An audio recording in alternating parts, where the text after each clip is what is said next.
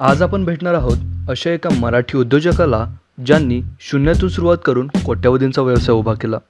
वडिलांच्या डोक्यात काय होतं की त्यांना ॲग्रिकल्चरमध्ये किंवा ॲग्रिकल्चर सेक्टरमधल्या एखाद्या व्यवसायात यावं, पण एक उद्योजकता तयार होते ती अशी तयार होत असते की वडिलांच्या माझ्या पॉझिटिव्ह अप्रोचमुळे ती तयार झाली होती। कोल्हापूर जिल्ह्यातील वारणा काठावरील तळसंद गावचे सुपुत्र विश्वास चव्हाण यांनी सीमा बायोटेक या नर्सरीच्या माध्यमातून टिश्यू कल्चर शेतीत नाव कमावले आणि देशविदेशात आपली उत्पादने पोहोचवली। आवड होती शेतीची, पण शेतीच्या जवळपासचं काय म्हणून मी BSc बॉटनीला ॲडमिशन घेतलं। FY मध्ये मी वडिलांच्या हाताखाली शेती करत करत कॉलेज केलं। ते केवळ एक यशस्वी उद्योजकच नाहीत तर प्रयोगशील शेतकरी सुद्धा आहेत, ज्यांनी दाखवून दिलं की एका रोपामधून लाखो रोपे तयार करणे ही फक्त कल्पना नाही तर प्रत्यक्षात शक्य गोष्ट आहे। आता आम्ही 1 कोटी रोपं बनवतो। या 1 कोटी रोपामध्ये केळी, बांबू, सागवान, केळी जवळजवळ आम्ही 50 लाख बनवतो, बांबू जवळजवळ 30 लाख बनवतो आणि राहिलेल्यामध्ये सागवान आणि ऑर्नामेंटल प्लांट। आज त्यांच्या टिश्यू कल्चर लॅब्स, नर्सरी प्रकल्प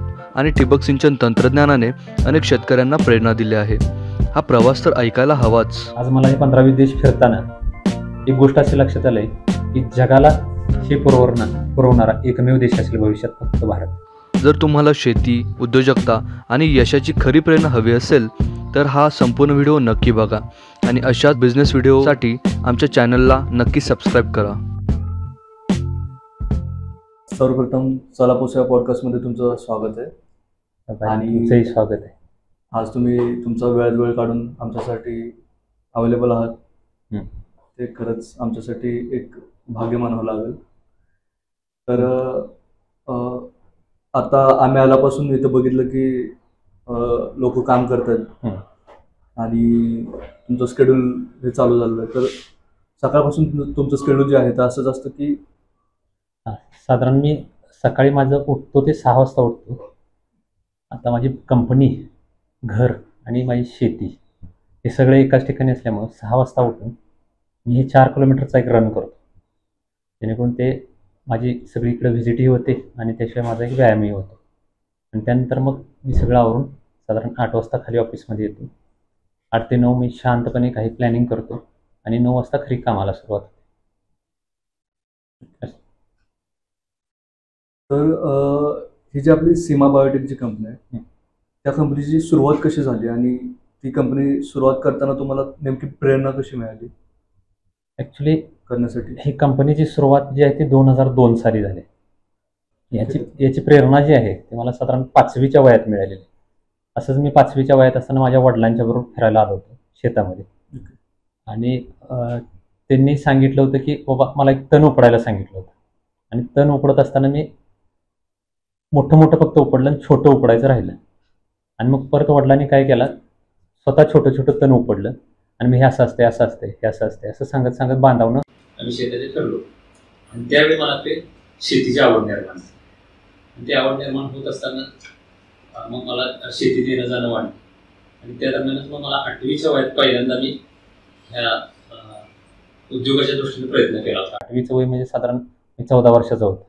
त्यावेळी पुढारी पेपरला पहिल्या पानावर एक जाहिरात आली, थम्सअपची डीलरशिप देणे आहे आणि त्या काळात मग मी पहिलं पोस्टकार्ड 15 पैशाचं पोस्टकार्ड आणून ते थम्सअपला लिहिलं होतं। त्याचं उत्तर काय आलं नाही, पण असं लिहिलं होतं की आमची रस्त्याकडेला एक जमीन आहे, मला थम्सअपचा डेपो द्यावा।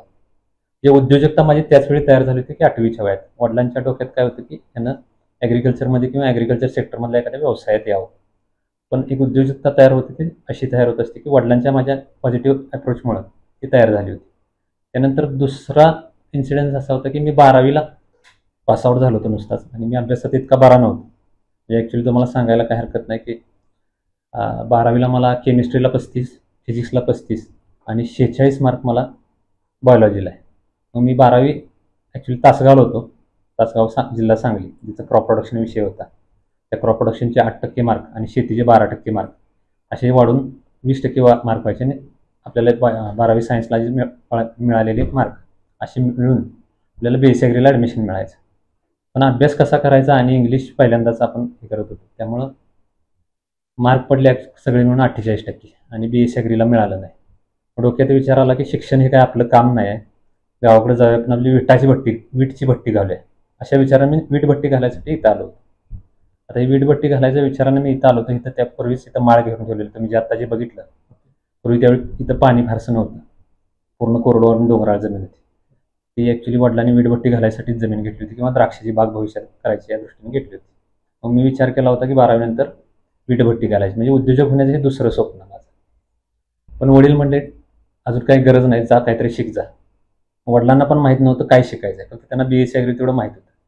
पण मला काय, आमच्या खानदानात कोण शिकलेलं नव्हतं किंवा मागचं शैक्षणिक काय बॅकग्राऊंड नसल्यामुळं अभ्यास कसा करायचा हे माहीतच नव्हतं. ॲक्च्युली सांगायला काय हरकत नाही, बरेच तुमचे सबस्क्रायबर युथ असतील, तर मी 11वीच्या पहिल्या प्रॅक्टिकलला मला असं कळालं की केमिस्ट्रीला केमिस्ट्री म्हणत नाही तर केमिस्ट्री म्हणतात, असं माझं इतपत ज्ञान होतं. त्यामुळं अभ्यास करणे आणि तो लिहिणे बिणे हा काय प्रकार मला बिलकुलच माहीत नव्हता. मग 12वी नंतर वीटभट्टी टाकायचा विचार केला, पण वडील म्हणजे नको, अजून जरा काहीतरी शिक जा. मग आवड होती शेतीची, मग शेतीच्या जवळपासचं काय म्हणून मी BSc बॉटनीला ॲडमिशन घेतलं. आणि मग FY/SY/TY माझा खरा प्रवास झाला. FY/SY/TY मध्ये मी वडिलांच्या हाताखाली शेती करत करत कॉलेज केले. इथंच 7 किलोमीटर तळसंद वारणानगरला यशवंतराव चव्हाण वारणा कॉलेजमध्ये माझी BSc कंप्लीट झाली. त्या BSc कंप्लीट करत असताना FYलाच मी शेती करायला सुरुवात केली. ही मूळची कोरडवाहू जमीन आमची एक 10 एकर आणि करायला घेतलेली जमीन एक 12 एकर होती, जी पानस्थळ होती. आणि त्यामध्ये मी आणि वडील 2-2, 3-3 एकर भाजीपाला म्हणजे टोमॅटो, वांगी वगैरे करत होतो. आणि ते करत असतानाच मी कॉलेज करत होतो. असं करत मी BSc केली. त्या दरम्यान मी SY BScला असताना मी माझ्या स्वतःच्या कमाईची CD 100 डिलक्स 2 व्हीलर घेतली होती. असं करत करत BSc कंप्लीट झाली होती. BSc कंप्लीट झाल्यानंतर वडील म्हणत होते कुठंतरी इस्रायलला शिकायला जा, USAला शिकायला जा, अमेरिकेला जा, कॉम्प्युटर शिक. पण त्या काळात नुसतंच 2G इंटरनेट आलं होतं. हा काल 1999-2000. त्यामुळं इंटरनेटचं काय माहीत नव्हतं किंवा मार्गदर्शन करणारं असं कोण नव्हतं. त्यामुळं मी 2000 साली विचार केला की वडील म्हणत होते काहीतरी शिकायला जा, काहीतरी शिक, अजून काही गरज नाही एवढी डायरेक्ट शेतात येण्याची किंवा धंद्यात पडण्याची, शिक. मग अशा दृष्टीने मग परत मी शिवाजी युनिव्हर्सिटीत फिरत गेलो. शिवाजी युनिव्हर्सिटीमध्ये फिरत असताना मला ॲग्रोकेमिकल हा शब्द दिसला एका डिपार्टमेंटच्या पाठीवर. ॲग्रोकेमिकल म्हणजे हे शेती संदर्भात दिसतंय, अशा उद्देशानं मी तिथं गेलो. तिथल्या एंट्रन्सचा फॉर्म भरला. आता फॉर्म भरला, नेहमीप्रमाणे माझ्या लेखी परीक्षेत माझं शेवटचं नाव होतं. मग मला वाटत होतं मला काय ॲडमिशन मिळणार नाही, हे ठरलेलं होतं, कारण मला काय अभ्यासातला फारसा रस नव्हता. रस कुठला असायचा अभ्यासातला, तर मला वनस्पती संदर्भातलं जे काय असेल, रोग कीड, ह्यातली आवड असायची. पण मला हे अजूनही ते साईन कॉस थिटा, ते आपण भूमितीला जे प्रमेय सोडवले, बीजगणित म्हणजे काय ते हे सोडवले, त्या गोष्टी मला अजूनही काही कळालेल्या नाही, माझ्या व्यवहारात कधीच उपयोगाला आले. मला जे व्यवहारात उपयोग होईल तेच मी शिकत राहिलो, त्यात मला चांगले मार्क पडायचे. आता MScला एंट्रन्स एक्झामला मला शेवटचा नंबर होता, म्हणजे मार्क फारच कमी पडले, तर कसा तरी काटाव पास झालो. आता मला इंटरव्ह्यूला जायची वेळ आली होती. ज्यावेळी मी इंटरव्ह्यूला गेलो त्यावेळी आता जसं ऑनलाईन आहे किंवा मार्किंग सिस्टीम ऑनलाईन करणं वगैरे हा प्रकार आहे, त्यातनं ते ॲडमिशन प्रोसिजर होते, त्यात काय करता येत नाही बाकीचं. पण त्या काळात ते ऑनलाईनची प्रोसिजर नव्हती. मी इंटरव्ह्यूला गेलो, सरळ 2 दिग्गज युनिव्हर्सिटीतले दिग्गज बॉटनीचे डिपार्टमेंटचे सर होते, हेगडे सर म्हणून आणि MS पाटील सर म्हणून. त्या दोघांनी माझा इंटरव्ह्यू घ्यायचं चाललं होतं. तर मी आतमध्ये गेलो आणि त्यांना सरळ म्हटलं, सर मला पुस्तकातलं काय येत नाही, मला शेतीतलं काय पण विचारा, आणि मी इथं जे आलो आहे मला शेतीशी निगडीत धंदा किंवा शेती करायची आहे म्हणून आलो आहे. त्यात दोन्ही सरांनी एकही प्रश्न न विचारता मला जा तुला ॲडमिशन दिलं असं सांगितलं, आणि मी MSc ॲडमिशन घेतली. आणि MScला खरी माझी परत नव्यानं जडणघडण सुरू झाली. MSc करत करत मी शेतीही करत होतो, हॉस्टेलला राहत होतो तिकडंच, आणि व्हिजिटही करत होतो. मला त्यावेळी काय होतं, पेपरची कातरणं वगैरे वाचायची होती आणि ॲग्रिकल्चरच्या पुरवण्या वाचायच्या होत्या. आणि माझ्याकडे त्यावेळी 2 व्हीलर होती. म्हणजे SY BScला साधारण 19व्या वर्षी, 18-19व्या वर्षी माझ्या कमाईची स्वतःची 2 व्हीलर होती. ती 2 व्हीलर माझ्याकडे MScला असताना सुद्धा होतीच. ती का होती, तर वडिलांचं मत होतं की सुट्टी असली की इकडे यायचं आणि इथली शेती बिती सगळं करून जायचं. मी वयाच्या 16व्या वर्षापासून मुंबई वाशी मार्केटला जातो. त्याशिवाय कोल्हापूर, इचलकरंजी, सांगलीला स्वतः ट्रॅक्टर घेऊन मी 18-19व्या वर्षी मार्केटला जातो. स्वतः ट्रॅक्टर घ्यायचं, करंड्या भरायच्या, त्यात टोमॅटो वांग्याचे जायचं, सौदा झाला की पट्टी घ्यायची, मार्केटमध्ये फिरायचं. त्यामुळे वडिलांनी लहानपणापासून आर्थिक व्यवहार माझ्याकडे दिले. का तर त्यांना माहिती होतं हिंडल्याशिवाय फिरल्याशिवाय गेल्याशिवाय लोकांना कळत नाही की व्यवहार कसा चालतो. अशा पद्धतीनं माझी ती MSc पण 2 वर्ष कंप्लीट झाली व्हिजिट करत करत. मग त्याच काळात ठरलं होतं की आपण व्यवसाय करायचा, ॲग्रिकल्चरशी निगडीत व्यवसाय करायचा. MSc पासआउट होईपर्यंत माझं जवळजवळ 2-2.5 लाख किलोमीटर टू व्हीलरचं रनिंग झालं होतं 4 वर्षात. इतकं फिरणं होतं माझं. मी आता लोक तुम्ही जसं कोल्हापूरला जाताय तसं मी सहज मुंबई पुण्याला जात होतो. मी टू व्हीलरनं अगदी इकडं कन्याकुमारीपर्यंत, इकडे जळगाव बाराणपूरपर्यंत, अगदी इकडं गुजरातपर्यंत टू व्हीलरनं फिरलेलं आहे त्या काळात. म्हणजे साधारण ते वय होतं 21-22. अशा पद्धतीने माझी MSc कंप्लीट झाली. आणि ह्या पूर्ण जडणघडीत माझ्या वडिलांचा, आईचा फार पॉझिटिव्ह सपोर्ट आहे. वडील मला नेहमी म्हणायचे की तू रोजगार करायचा नाही, तुला रोजगार द्यायची तुझी तयार झाली पाहिजे. म्हणजे नोकरी करायची नाहीस, तू नोकरी देणारं बनायचं आहेस, अशा आहे ना. आणि त्यांचं नेहमी हे वाक्य कायम असायचे. आणि आईचं एक डोक्यात कायम, आई माझी साधीबाधी आहे. म्हणजे साधीबाधी म्हणण्यात अर्थ असं की ती निरक्षर आहे, फार सुशिक्षित आहे पण निरक्षर आहे. वडीलही फार सुशिक्षित पण निरक्षर आहे.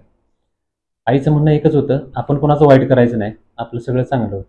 अशा ह्यातनं माझी जडणघडण आणि माझी ती MSc कंप्लीट झाली. आणि त्यानंतर तुम्ही कंपनी स्थापना केली.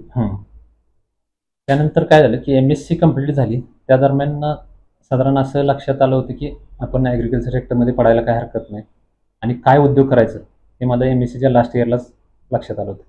मी ठरवलं होतं की नर्सरी सुरू करायची, व्हेजिटेबलची किंवा फळझाडांची वगैरे नर्सरी सुरू करायची.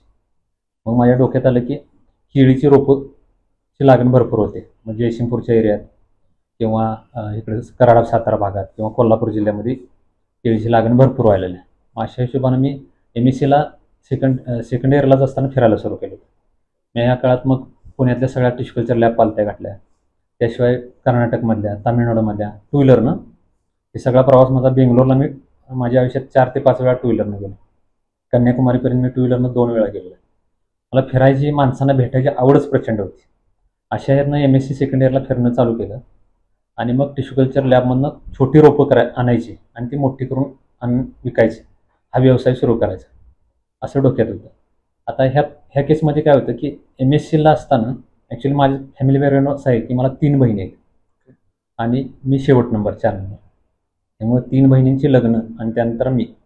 त्यामुळे 3 बहिणींची लग्न करता करता आमच्या कुटुंबाकडे असं काही सेविंग नव्हतं किंवा अशी काही मोठी गाठोडं बांधून ठेवलेलं नव्हतं. जे काय होतं ते कर्ज होतं. आणि मग माझी MSc कंप्लीट झालेली होती. त्यावेळी 3 बहिणींची लग्न झालेली होती. मग व्यवसाय करायला पैसा लागतो आणि त्यावेळी बँकिंग इतकं प्रगल्भ नव्हतं. आता बँकिंग वेगळ्या पद्धतीनं काम करतं. तर त्या बँकिंगसाठी किंवा सहज लोन उपलब्ध नव्हतं. मग हे पुण्याला जे फिरून ज्ञान गोळा केलं होतं, छोटी रोपांची मोठी करून विकायचं केळीची रोपं. त्या दृष्टीतून आपल्याला साधारण 40-50 हजार रुपयाची पैशाची गरज होती. पण त्या काळात ते पैसे बँकेतनं मिळणं अवघड होतं. 1-2 वेळा बँकेत जाऊन आलो पण ते काही पैसे कोण कर्ज देतो म्हटलं नाही. मग शेवटी काय केलं की गावातनं सगळ्या जुन्या नुसताच पाडवा झाला होता.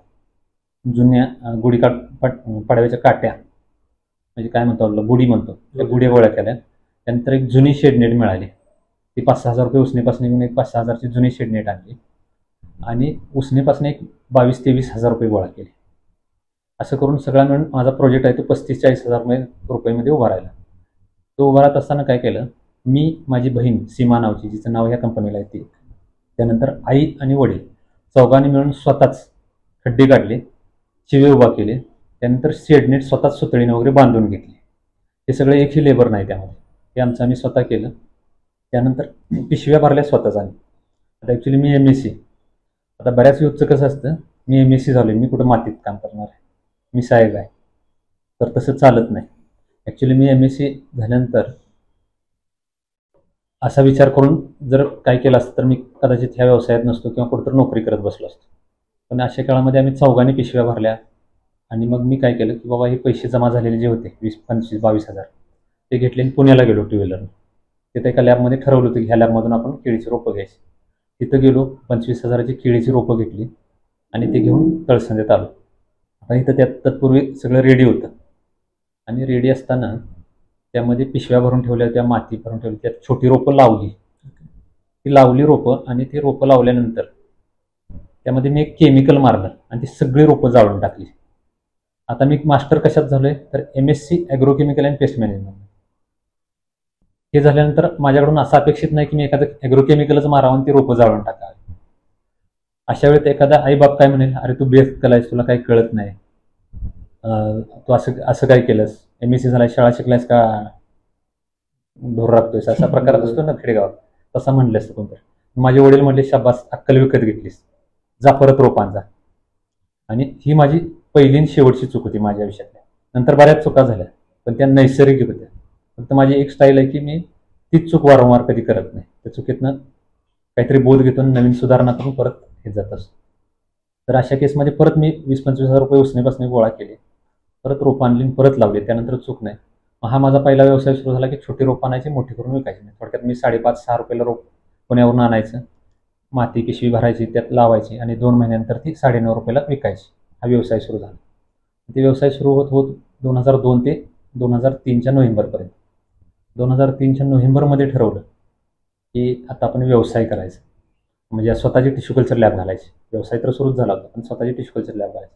आणि असा विचार करणारा मी पुऱ्या इंडियातला पहिला मराठी माणूस आणि पहिला शेतकऱ्याचा पोरगा होता. नाहीतर ह्या पुऱ्या धंद्यात सगळे सिंधी, मारवाडी, गुजर लोक होते.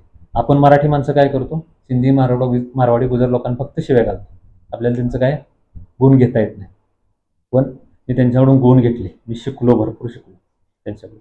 मग टिश्यू कल्चर लॅब घालायचा विचार करत असताना माझं शिक्षण MSc ॲग्रोकेमिकल आणि टिश्यू कल्चर हा बायोटेक्निक सेक्टरमधला येणारा व्यवसाय. असं म्हणजे मला टिश्यू कल्चरमधला टी माहीत नव्हता. अशा वेळी मी त्या टिश्यू कल्चर धंद्यात पडणार होतो. परत टू व्हीलरनं प्रचंड फिरणं सुरू केलं. तामिळनाडूमधल्या काही लॅब बघितल्या, कर्नाटकातल्या लॅब बघितल्या, महाराष्ट्रातल्या बघितल्या. बघत असताना पहिल्यांदा बंद पडलेल्या, मोडकळीला आलेल्या बघितल्या, त्यानंतर सुळीत चाललेल्या, त्यानंतर अति चांगल्या चाललेल्या, त्यानंतर मोठ्या मोठ्या लॅब. असं बघत बघत 40-50 लॅब बघितले. आणि त्यातनं ते फील्ड 2002 सालची गोष्ट, 2003-4ची ही गोष्ट आहे. त्यात हे फील्ड पूर्ण नवखं होतं.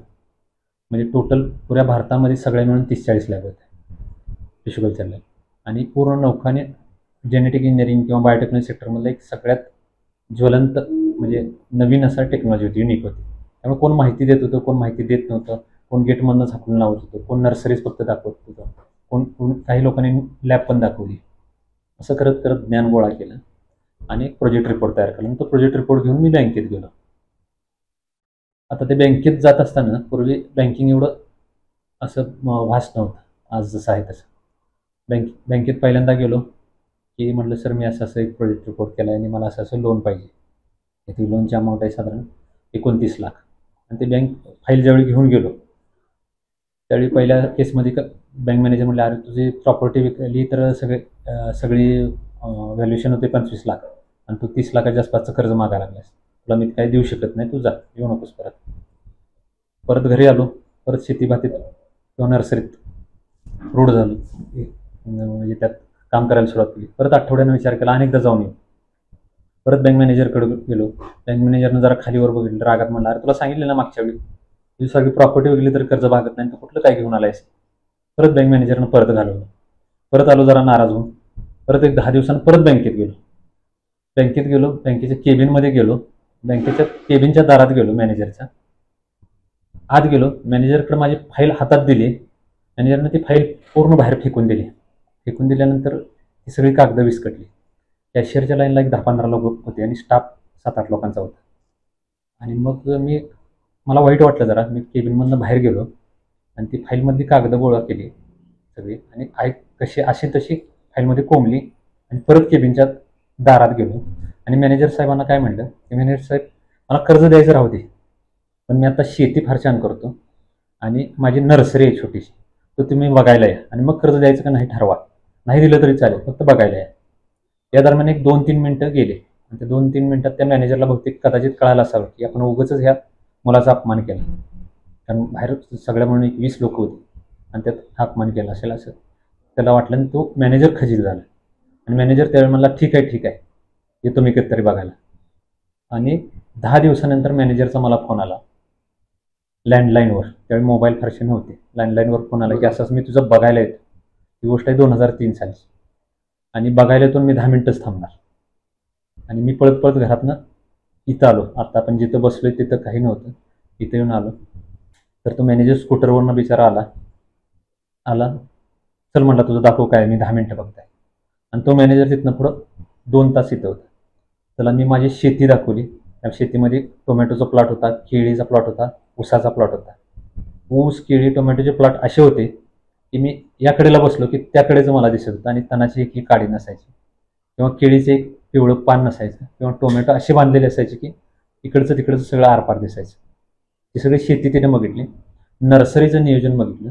नर्सरीमध्ये एक कागदाचा कप्पा की एखादा पालापाचोळ्याचा एक कप्पा नव्हता. इतकं स्वच्छ अगदी व्यवस्थित नियोजन होतं.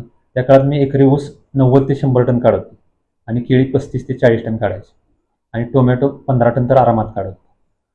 असे प्लॉट होते. ते बघितलं त्याने आणि ये म्हणली तुला मी 10-15 दिवसात लोन देतो.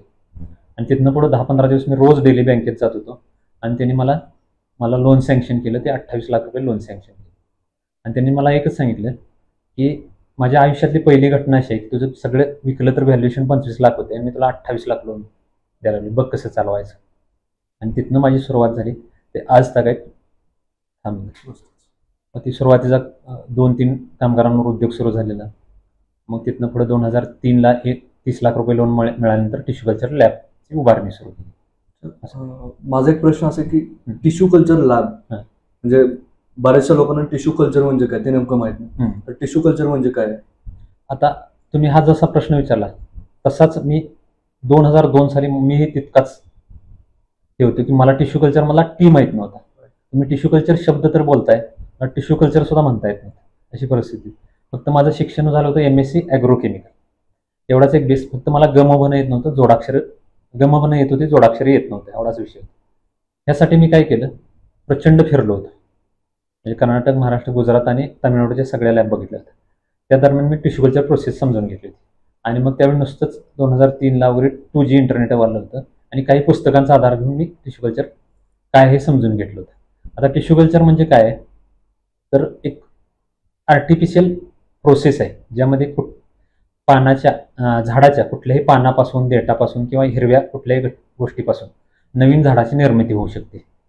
म्हणजे थोडक्यात काय, एखादं चांगलं झाड घ्यायचं ज्याच्यात चांगला क्लोन आहे, जो चांगलं कॅरेक्टर आहे. म्हणजे थोडक्यात तुम्ही आता केळी घ्या. केळीचं चांगलं झाड आहे, सशक्त झाड आहे, ज्यानं उत्पादन जास्त दिले, अशा झाडाचे कंद काढून आणायचे आणि ते आर्टिफिशियल मीडियावर किंवा आर्टिफिशियल टेम्परेचर, ह्युमिडिटीवर ग्रो करायचं आणि त्याच्यापासून असंख्य रोपं बनवायची आणि ती शेतात लावायची. आता ह्याचा फायदा काय होतो शेतकऱ्याला, एक तर प्रोसेस समजून घ्या. प्रोसेसमध्ये काय होतं की तुम्ही एखादं जंगल बघितलं तर जंगल वाढतं कसं, तर तिथं सूर्यप्रकाश, हवा, पाणी, जमीन आणि मूलद्रव्य हे 4-5 घटक त्याला मिळतात, जे निसर्गात मिळतात आणि तिथं ते झाड वाढतं. हे 4-5 घटक आपण ह्या लॅबमध्ये, टिश्यू कल्चर लॅबमध्ये कृत्रिमपणे मेंटेन करतो. म्हणजे थोडक्यात काय, जमिनीचं काम आणि त्याला लागणाऱ्या मूलद्रव्याचं काम केमिकल स्वरूपात होतं. त्यानंतर त्याला हवा आणि ह्युमिडिटी लागते, टेम्परेचर लागतं. ते काम आतमध्ये AC आणि लाईट, ट्यूबलाईट आहेत आमच्याकडे 2000 ट्यूबलाईट आहेत. 2000 ट्यूबलाईट सूर्यप्रकाशाचं काम करतात आणि AC हवेचं काम करतात. हे काम करतात आणि ह्या सगळ्या कृत्रिम गोष्टी मेंटेन करायच्या.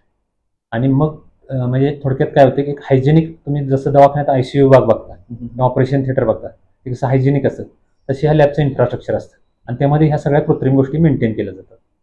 हे मेंटेन केलं, ह्या इन्फ्रास्ट्रक्चरला कॉस्ट कोट्यवधी रुपयाची असते आणि ती मेंटेन केल्यानंतर मग त्यामध्ये खरी प्रोसिजर होती ती टिश्यू कल्चरची होती. त्यामध्ये पहिली प्रोसिजर काय असते, क्लोन सिलेक्शन करणं, म्हणजे मदर क्लोन सिलेक्शन करणं. म्हणजे चांगलं झाड शोधायचं आणि त्या झाडाचे प्लॅन्टचे पार्ट काढून आणायचे.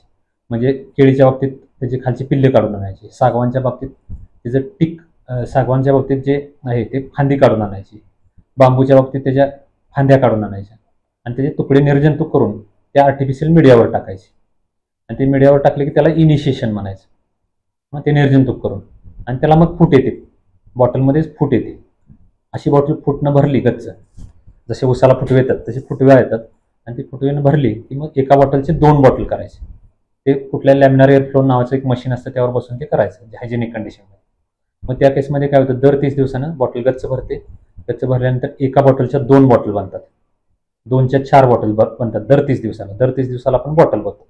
2च्या 4, 4च्या 8 असं मल्टिप्लाय होत जातं. मल्टिप्लाय होत जात असताना कंडिशन्स काय काय असतात की प्रत्येक वेळी त्यातला मीडिया बदलतो. मीडिया बदलल्यानंतर त्याला 16 तास लाईट आणि 8 तास अंधार दिला जातो आणि 24 तास 25 डिग्री टेम्परेचर दिलं जातं. असं त्याला 8 ते 9 महिने मल्टिप्लाय केलं जातं. म्हणजे शूट्स वाढवत नेले जातात, म्हणजे थोडक्यात फुटवे वाढवत नेले जातात. आणि एका मेरिस्टेमपासून किंवा एका तुकड्यापासून त्या जो छोटा तुकडा मदर घेतलेला आहे त्यापासून 500 ते 1000 प्लांट बनतात. आणि मग असे 1000 प्लांट 9 महिन्यानंतर 8 महिन्यानंतर आपण ह्यात ठेवतो प्रायमरी हार्डनिंगमध्ये. म्हणजे थोडक्यात हे काय टेस्ट ट्यूब बेबी तयार झाल्या 8-9 महिन्यात, ज्या की कंट्रोल कंडिशनमध्ये वाढल्यात. म्हणजे एखादं नवीन बाळ जन्मलं प्रीमॅच्युअर बेबी, त्याला काचेच्या पेटीत ठेवतात. तशीच ही काचेची पेटी असते. किंवा ऑपरेशन थिएटरमधला माणूस आहे, त्याला डायरेक्ट बाहेर आणतात का, तर त्याला ICU नंतर पहिल्यांदा ICUमध्ये ठेवतील, ICU नंतर थोड्या ICUच्या वेगळ्या आहेत, नंतर जनरल वॉर्डला काढतील. तसंच ह्या रोपांना डायरेक्ट ICUमधनं जनरल वॉर्डला काढून चालत नाही, तर त्यासाठी त्याला सक्षम करावं लागतं जगण्यासाठी. म्हणून पहिल्यांदा प्रायमरी हार्डनिंगमध्ये ठेवलं जातं. प्रायमरी हार्डनिंग म्हणजे ॲक्च्युली लॅबच्या बाहेर येतं, जिथं ग्रीन हाऊस फॅसिलिटी असते. त्या ग्रीन हाऊसमध्ये ह्युमिडिटी आणि टेम्परेचर मेंटेन केलेलं असतं. त्यामध्ये टनेल्स असतात, त्या टनेल्समध्ये कृत्रिम मीडियावर वाढवलं जातं. कृत्रिम मीडिया म्हणजे काय, तर कोकोपीट आणि पिटमॉस नावाचा एक प्रकार आहे, तो त्या पिटमॉस मीडियावर वाढवलं जातं. आणि ते वाढवून 1 महिना वाढवल्यानंतर परत ते दुसऱ्या एका ग्रीन हाऊसमध्ये जातं, त्याला सेकंडरी हार्डनिंग म्हणतात. आणि टप्प्याटप्प्यानं त्याला वाढवायचं. म्हणजे थोडक्यात नवीन जन्मलेल्या बाळाला पहिल्यांदा ग्राईप वॉटर, त्यानंतर आईचं दूध, त्यानंतर गाईचं दूध, त्यानंतर म्हैशीचं दूध, त्यानंतर दूध भात, त्यानंतर मग आपलं रेग्युलर आहार, असं सुरू होतं. तसं ह्या टेस्ट ट्यूब बेबींना किंवा ह्या नवीन रोपांना पहिल्यांदा प्रायमरी हार्डनिंग, त्यानंतर सेकंडरी हार्डनिंग. सेकंडरी हार्डनिंगमध्ये मग आपण ती रोपं कोकोपीटमध्ये मोठ्या ट्रेमध्ये लावली जातात, तिथं 2 महिने वाढवली जातात आणि मग ती शेतकऱ्यांना जातात हार्डन झाल्यावर. मग शेतकरी त्याचं उत्पादन घेतो. ही in general tissue culture process आहे.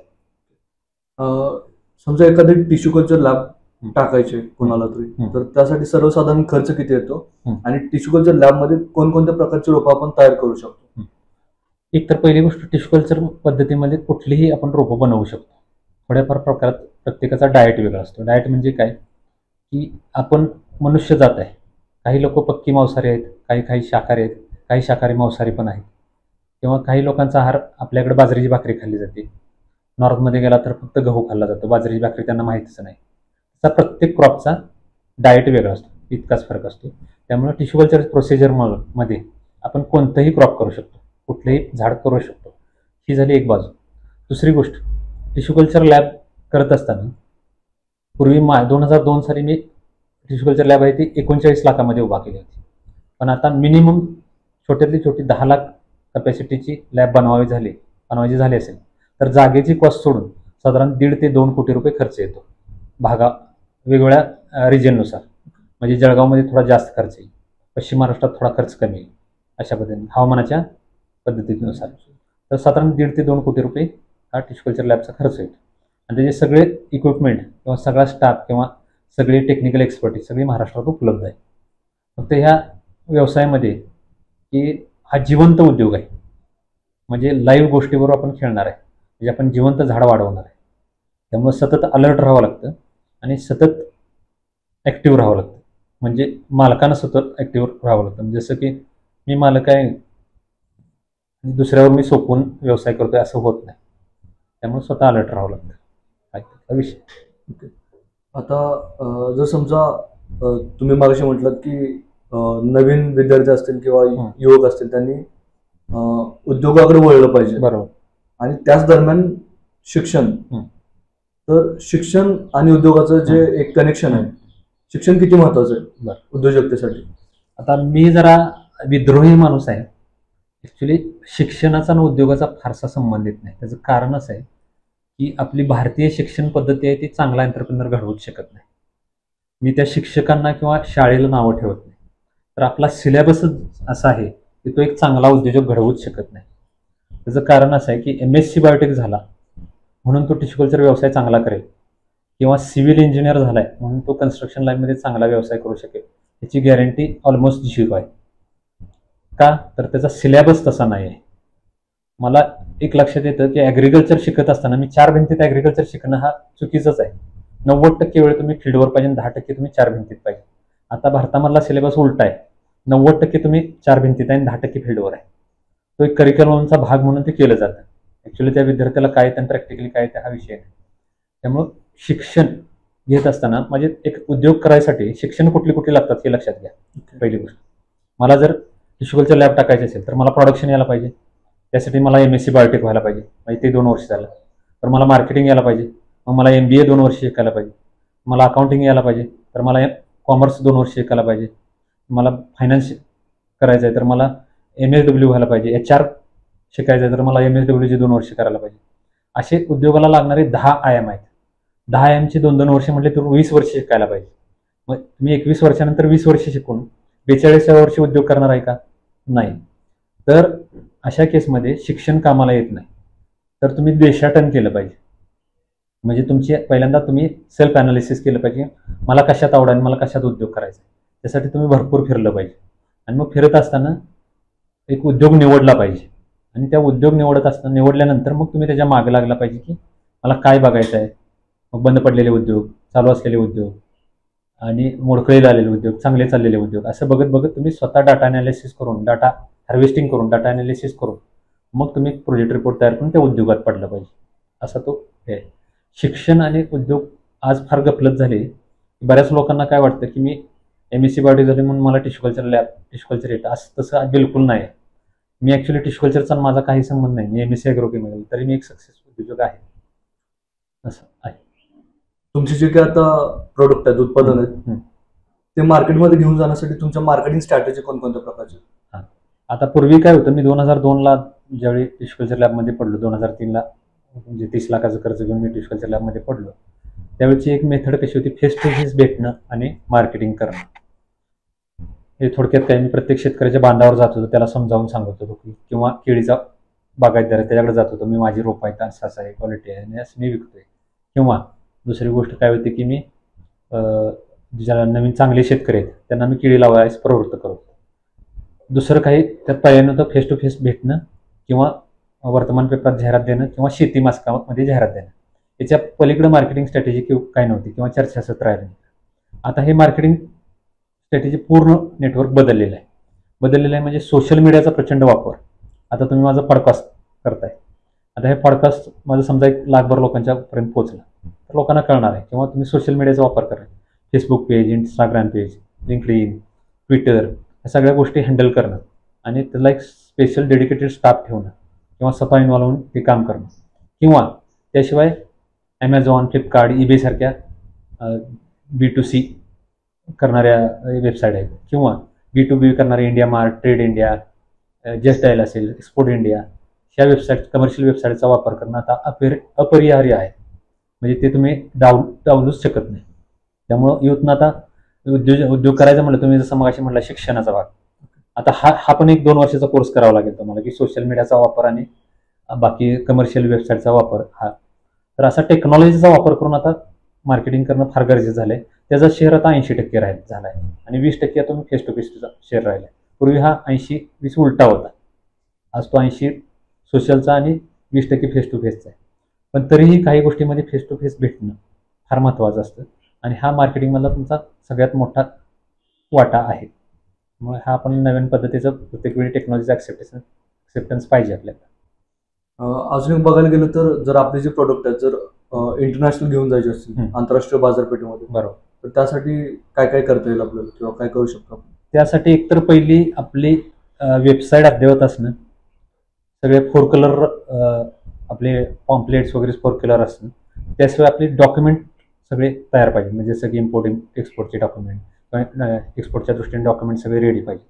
आणि त्यानंतर मग आपण काय केलं पाहिजे की वेगवेगळे बायर्स, आपल्या इंडियातनं पण कोण सप्लायर आहेत आणि कोण बायर्स आहेत तिकडचे, त्यांचा आपल्याला पेड डाटा मिळतो, तो डाटा कलेक्ट केला पाहिजे. त्यानंतर त्यांना मेल करणं वगैरे हे चालू ठेवलं पाहिजे. त्याशिवाय इंटरनॅशनल लेवलला वेगवेगळी, मग अशी जसं म्हटलं देशाटन केलं पाहिजे किंवा पर्यटन केलं पाहिजे. तर अशा केसमध्ये तुम्ही हे वेगळा डाटा हार्वेस्ट करून, डाटा घेऊन वेगवेगळी एक्झिबिशन अटेंड केली पाहिजे आपापल्या क्षेत्रातली. म्हणजे आमच्या ॲग्रिकल्चर सेक्टरमध्ये चायनामध्ये एक्झिबिशन असतात, जर्मनीमध्ये असतात, नेदरलँडमध्ये एक्झिबिशन असतात. अशी एक्झिबिशन अटेंड केली पाहिजेत आणि ते एक्झिबिशन अटेंड करत करत तिथं आपले रिलेशन्स तयार केले पाहिजे वेगवेगळ्या कंपन्यांची.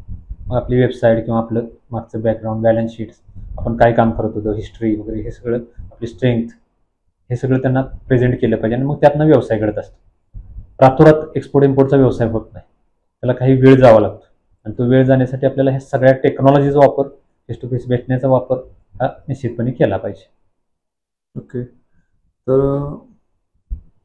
जसं की आता जी आपली शेती आहे, मी जरा शेतीकडे वळण्याचा प्रयत्न करतो. तर आता जी शेती आहे ती मोस्टली जास्तीत जास्त लोक रसायनांचा वापर करतील आणि जे की आपल्या शरीरासाठी हानिकारक आहे.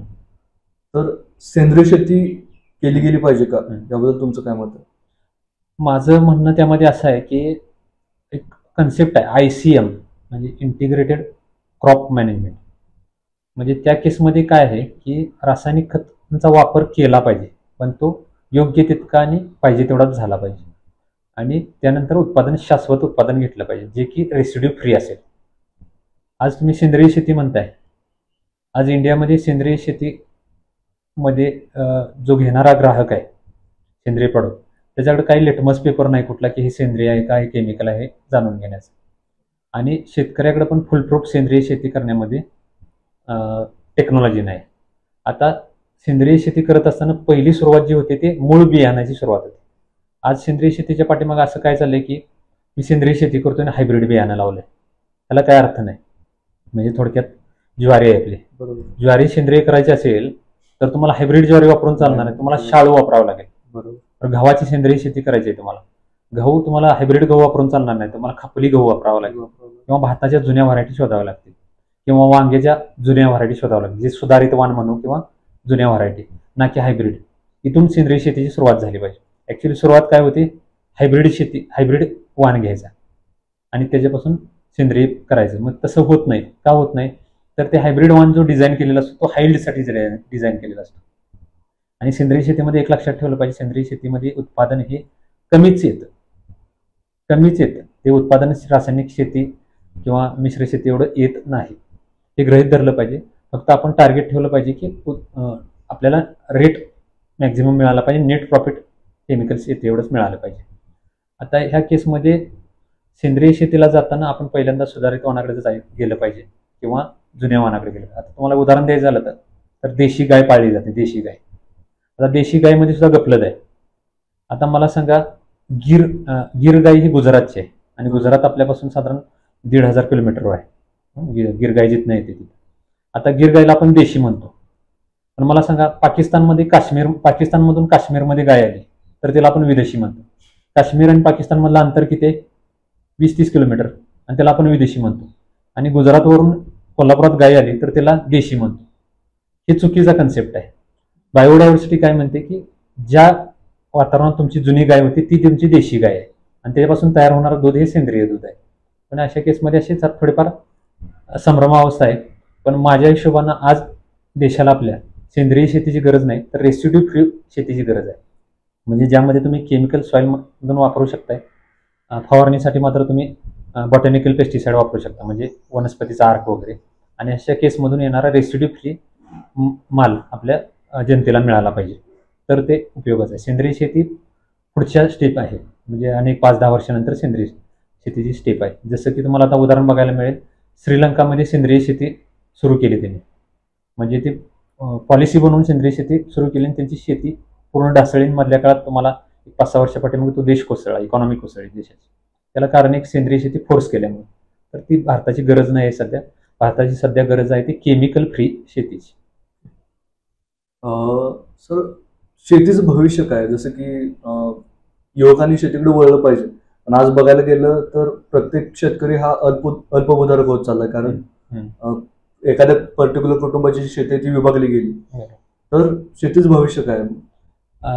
पहिली गोष्ट, ह्या 2002 पासून आज 2025 पण 23 वर्षात मी भारताचा कुठलाही कोपरा फिरण्याचा राहिलेला नाही. आणि ह्या उद्योग करत असताना जवळजवळ 15-20 देश फिरलेला आहे. आज मला हे 15-20 देश फिरताना एक गोष्ट अशी लक्षात आली की जगाला हे पुरवणारा एकमेव देश असेल भविष्यात फक्त भारत. युरोपमध्ये त्याला त्याचे लिमिटेशन्स आहेत, अमेरिकेत त्याला त्याचे लिमिटेशन्स आहेत, आफ्रिकन कंट्रीज आपल्या 100 वर्ष मागे आहेत, एशियन कंट्रीजमध्ये भारत, चायना, पाकिस्तान काही मोठे देश आहेत. चायनामध्ये ॲग्रिकल्चर लँड फार कमी आहे, पाकिस्तान त्या तोडीत येऊ शकत नाही. त्यामुळं भारत एकमेव देश आहे की तो जगाला अन्न पुरवू शकतो. त्यामुळं भारताला शेतीमध्ये प्रचंड मोठी संधी आहे. आज शेतीचं प्लॅटफॉर्म तयार व्हायला चांगलं तयार झालं आहे. इम्पोर्ट एक्सपोर्टला प्रचंड वाव असणार आहे भविष्यात. भारतासारखं पुढं कुठेही जगात मिळत नाही व्हरायटीचं, त्यामुळं भारताला प्रचंड स्कोप आहे. त्याशिवाय भारतामध्ये फूड प्रोसेसिंगला प्रचंड स्कोप आहे.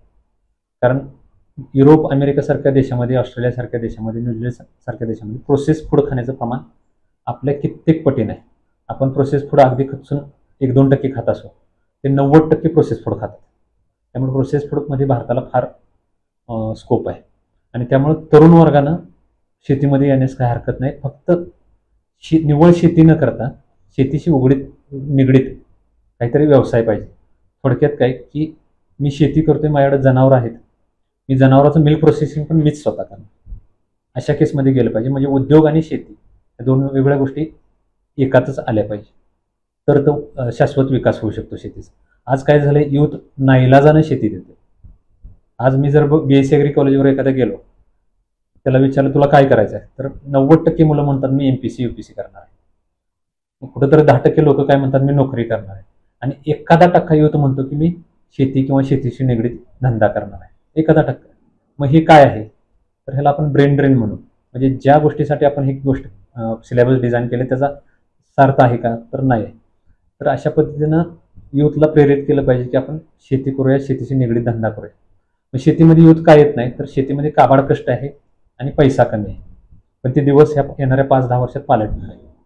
शेतीमध्ये पैसा असणार आहे. आता तुम्ही जसं लँड होल्डिंग म्हटला कमी कमी होत चालले. कोल्हापूरचं लँड होल्डिंग आता पर मानसी 11 गुंठे झाले. पण आपण त्याला हे न समजता, म्हणजे आपली विकनेस न समजता स्ट्रेंथनेस समजू. कारण आता काय आहे की आपण छोटे छोटे क्षेत्रात 5-10 गुंठ्याची भाजीपाल्याची प्लॉट केली, मिश्र शेती म्हणू आपण त्याला, मिश्र पिकं. तर समजा तुमचं एक अर्धा एकर जमीन आहे, त्या अर्धा एकर जमीनमध्ये 5-5 गुंठ्याची 4 प्लॉट केली आणि 4 क्रॉप केली आणि 4 क्रॉप तुम्ही मार्केटमध्ये घेऊन गेला, तर समजा 2 क्रॉपला रेट नाही आणि 2 क्रॉपला रेट चांगला आहे, अशा केसमध्ये तुम्ही विन विन सिच्युएशनमध्ये कायम राहता. आणि आता काय होतं, शेतकरी काय करतो, ॲट अ टाइम 2-4 तुमचं 1 एकर अर्धा एकर जे सगळंच टोमॅटो लावे आणि सगळ्याच लॉसमध्ये जाईल. असं न करता मिश्र पीक पद्धतीमध्ये आपण ते कव्हर करू शकतो. अशा पद्धतीमुळे युथला चांगला स्कोप येणार आहे. सर, ॲग्रीप्रिनियर ह्या शब्दाची डेफिनेशन काय असेल? ॲग्रीप्रिनियर म्हणू, त्याला एंटरप्रेनर म्हणू, शेतीमध्ये उद्योग करणं, याला आपण ॲग्रीप्रिनियर म्हणू. पण ह्या केसमध्ये काय आहे की शेती आणि शेती उद्योग, आपल्याला गफलत काय केले की आपण स्टेजवरनं भाषण देताना काय म्हणतात, शेती परवडत नाही, शेती उद्योग करा. शेती उद्योग म्हणजे काय त्यांनी म्हटलं की जनावर पाळा, पोल्ट्री करा. पण मी त्याला शेती उद्योग म्हणतच नाही, ती शेतीच आहे. मला एंटरप्रेनर बनवायचं आहे, उद्योजक बनायचं आहे का त्याला. तर अशा केसमध्ये मला वाटतं की अंडी तयार करणं किंवा दूध तयार करणं ह्याला उद्योग म्हणायचं नाही, ती शेतीच आहे. ती तयार झालेली अंडी विकणं ह्याला उद्योग म्हणायचं, किंवा तयार झालेलं दूध आहे, दुधावर प्रोसेस करणं ह्याला उद्योग म्हणायचं. आणि हे उद्योग आता शेतकऱ्याच्या पोरांनी केले पाहिजे, युथनं केले पाहिजे. त्याला शिक्षण लागत नाही. तुम्ही भले फक्त ग्रॅज्युएट व्हा, आर्ट ग्रॅज्युएट व्हा, कॉमर्स ग्रॅज्युएट व्हा, फिरायला चालू करा. वेगवेगळ्या शासनाच्या स्कीम आहेत, आता प्रचंड स्कीम आहेत. CMAGP, PMAGP, agree infra, Annasaheb Patil, त्यानंतर मुद्रा लोन, अशा प्रचंड स्कीम आल्यात. त्यामध्ये प्रचंड सबसिडी आहेत, व्याजात सवलत आहे. त्यानंतर आता बँका कर्ज देण्यास उत्सुक आहेत. काही वेळा काय होत होतं की आपले आईवडीलच आपल्याला जमीन तारण देण्यास नकार देत होते. म्हणजे कुठं बँकेत तारण द्यायचं नाही, कुठं मी तालुक्याला येणार नाही, सही करणार नाही. पण आता तसं राहिलेलं नाही. विदाऊट आईवडिलांच्या सहीशिवायही तुम्ही 10-20 लाख रुपये लोन मिळू शकता. अशा पद्धतीचे लोन घेऊन तुम्ही शेती उद्योग केला पाहिजे, ॲग्री इंडस्ट्री, आणि उभा करू शकते. त्यालाच आपण ॲग्रीप्रेनर किंवा आपण एंटरप्रेनर म्हणू ॲग्रिकल्चर सेक्टरमध्ये. आपल्या सीमा बायोटेकचं एक बिझनेस मॉडेल जाणून घ्यायला आवडेल मला. म्हणजे आपलं बिझनेस मॉडेल काय? आता ॲक्च्युली सीमा बायोटेक 2003ला सुरू झाली, 2002ला सुरू झाली, पण 2003ला टिश्यू कल्चर लॅब सुरू झाली. त्या टिश्यू कल्चर लॅबमध्ये आम्ही आज रोजी म्हणजे जे 8 लाख रोपांची कपॅसिटीनं लॅब सुरू झाली होती, त्याचा आम्ही 1 कोटी रोपं बनवतो. म्हणजे 8 लाख रोपं जी आम्ही केळीची बनवत होतो पूर्वी, आता आम्ही 1 कोटी रोपं बनवतो. आणि ह्या 1 कोटी रोपामध्ये केळी, बांबू, सागवान, म्हणजे केळी जवळजवळ आम्ही 50 लाख बनवतो, बांबू जवळजवळ 30 लाख बनवतो, आणि राहिलेल्यामध्ये सागवान आणि ऑर्नामेंटल प्लांट बनवतो. ऑर्नामेंटल प्लांट म्हणजे शोभेची झाडं. शोभेच्या झाडामध्ये आम्ही अँथोरियम बनवतो, फर्न बनवतो, काही ऑर्किड्स बनवतो, आणि ती देशभर आणि देशाच्या बाहेर विकत असतो. त्या दरम्यान 1 कोटी रोपं आणि साधारण आमचा 8-9 कोटीचा टर्नओव्हर आहे. कारण 190 लोक आमच्याकडं काम करतात. आता 190 लोक काम करत असताना त्यापैकी 90% महिला आहेत. आणि त्या महिलांचे शिक्षण काय, तर ही एक इंडस्ट्री अशी आहे की तुम्ही अनपढ लोकांना रोजगार देऊ शकता. 8वी 9वीच्या फक्त मराठी लिहिता वाचता येणाऱ्या महिला आहेत, त्या ह्या टिश्यू कल्चर लॅबमध्ये काम करतात. आणि सी ग्रेड कर्मचारी किंवा स्किलफुल काम करतात त्या. अशा पद्धतीनं 90% महिलांना रोजगार देणारा एकमेव व्यवसाय आहे. आणि बऱ्याच गोष्टीमध्ये कसं असतं, सॉफ्टवेअर इंडस्ट्रीमध्ये 5-10 लोकांमध्ये तुम्ही करोडो रुपयाचा व्यवसाय करू शकता. पण ही इंडस्ट्री अशी आहे की जी छोट्याशा जागेमध्ये पण छोट्याशा टर्नओव्हरमध्ये मोठा रोजगार निर्माण करतात. म्हणजे 9 करोडचा व्यवसाय आमचा असला तरी आमच्याकडे 190 लेबर आहेत. ते जे काही सॉफ्टवेअरमध्ये गेला 9 करोडसाठी तुम्हाला 4-5 लोक बास होतात. त्यामुळे हे एक देशासाठी फार मोठी आणि चांगली इंडस्ट्री आहे. आणि अशा पद्धतीने सीमावर्डीची वाटचाल चालू आहे. त्यामध्ये परत आम्ही आमच्याकडे सॉईल वॉटर टेस्टिंग लॅबोरेटरी आहे, बायो फर्टिलायझर बायोपेस्टिसाईड तयार करणारी लॅबोरेटरी आहे, सेंद्रिय खत तयार करणारी लॅबोरेटरी आहे. त्याशिवाय आम्ही ड्रिप इरिगेशनचे ड्रिप लॅटरल पण बनवतो. अशा पद्धतीने आमच्याकडे 5 उद्योग वेगळ्या प्रकारचे आहेत. आणि त्या दरम्यान आम्ही टर्नओव्हर करत असतो आणि व्यवसाय वाढत चाललेला आहे. त्याशिवाय आम्ही भारतामध्ये कुठलाही कोपरा राहिला नाही जिथं आमचं रोप कुठलं गेलं नाही. आणि परदेशामध्ये आम्ही थायलंड, पोलंड, इस्रायल, त्याशिवाय युरोपमध्ये काही ठिकाणी रोपं पाठवलेले आहेत. अशा पद्धतीनं व्यवसाय चालू आहे. तर शेवटचा प्रश्न आहे माझा, आजच्या युवक वर्गासाठी किंवा तरुणांसाठी किंवा विद्यार्थ्यांसाठी जे नुकतेच पासआउट होणार आहेत त्यांच्यासाठी तुमचा सल्ला काय राहील? एक तर पहिली गोष्ट, युथनं फिरायला सुरू केलं पाहिजे, प्रचंड फिरलं पाहिजे. आज आपल्याकडं एक लोक आईवडील किंवा घरातले वर्गातले शिक्षक पण काय म्हणतात की शाळेत गेलं की आईवडील शिक्षक काय म्हणतात की कॉम्पिटेटिव्ह एक्झाम कर, कलेक्टर हो, तहसीलदार हो. आणि घरी गेले की आईवडील म्हणतात कलेक्टर हो, तहसीलदार हो. कोण म्हणत नाही की एंटरप्रिनर बन किंवा उद्योजक बन. पण मी असं आहे की तुम्ही उद्योजक बना. उद्योजक बनासाठी तुम्हाला कुठलीही शैक्षणिक डिग्री लागत नाही. हे सगळ्यात महत्त्वाचं. इतकं सोपं काय असेल, तुम्हाला नोकरी करायसाठी शिक्षणाची डिग्री लागते, उद्योजक बनायला शिक्षणाची डिग्री लागत नाही. मग त्यासाठी काय करावं लागेल, तुम्ही बेसिक एक ग्रॅज्युएशन कंप्लीट करा आणि देशाटन सुरू करा, फिरायला सुरू करा. प्रचंड मोठ्या प्रमाणात उद्योग करण्यासाठी आणि दालनं तयार झालेली आहेत.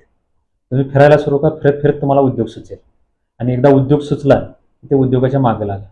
फिरत असताना घरातली मंडळी म्हणतील उगाचच फिरतोय, पण तसं नाही. फिरत असताना माणूस ज्ञान ग्रहण करत असतो. म्हणजे समजा तुम्ही काश्मीरला गेला तर मला काश्मीरमध्ये गेल्यानंतर काय कळेल की काश्मीर बाबा उंच ठिकाणी आहे, तिथं बर्फ पडतं, मग तिथं स्वेटरची गरज आहे, जर्किनची गरज आहे. मग तिथं जर्किन स्वस्त मिळत असतील कदाचित. काश्मीरमधली जर्किन आपण विकत घेऊ किंवा फर तिथली विकत घेऊ. तिथं केशर मिळते, केशर विकत आणून कोल्हापुरात विकू की आपण, व्यवसाय सुचेल ना. किंवा तिथं बाबा काश्मीरमध्ये काय कमी आहे तर तिथं केळीच पिकत नाही, तिथल्या केळी आपण तिकडे नेऊन विकू की. किंवा काश्मीरमध्ये सफरचंद जास्त होतं, तिथलं सफरचंद घेऊन इकडं आणू. हे व्यवसाय सुचतील ना. हे कधी सुचतील, ज्यावेळी तुम्ही फिरायला फिरणार आहे त्यावेळी शिकेल. मग अशा दृष्टीने तुम्ही युथनं फिरलं प्रचंड पाहिजे आणि त्यातनं ज्ञान ग्रहण करून आपण ते डाटा हार्वेस्ट करून डाटा ॲनालिसिस करून तयार केला पाहिजे. आपल्या फक्त मराठी युवकामध्ये एक ड्रॉबॅक काय आहे की तो अर्ध्या हळकुंडाने पिवळा होतो. म्हणजे थोडक्यात थोडा पैसा आला की त्याच्याकडे बुलेट येते आणि तो मंडळाचा अध्यक्ष बनतो. एखाद्या मंडळाचा अध्यक्ष बघितला की तो ग्रामपंचायत सदस्य व्हायला जातो आणि मग त्याचे पतन सुरू होतं, म्हणजे तो अधोगतीला लागतो. बरेच लोक म्हणतात युथनं राजकारणात आलं पाहिजे, युथनं राजकारणात आलं पाहिजे. काही गरज नाही, राजकारणातच जाऊन देश सेवा करायला गरज कुठं आहे. तुम्ही धंद्यात आणि टॅक्स भरा की गव्हर्नमेंटला, ती पण एक देश सेवाच आहे. काही गरज नाही राजकारणात जायची. राजकारण हा सगळा चोरांचा बाजार आहे.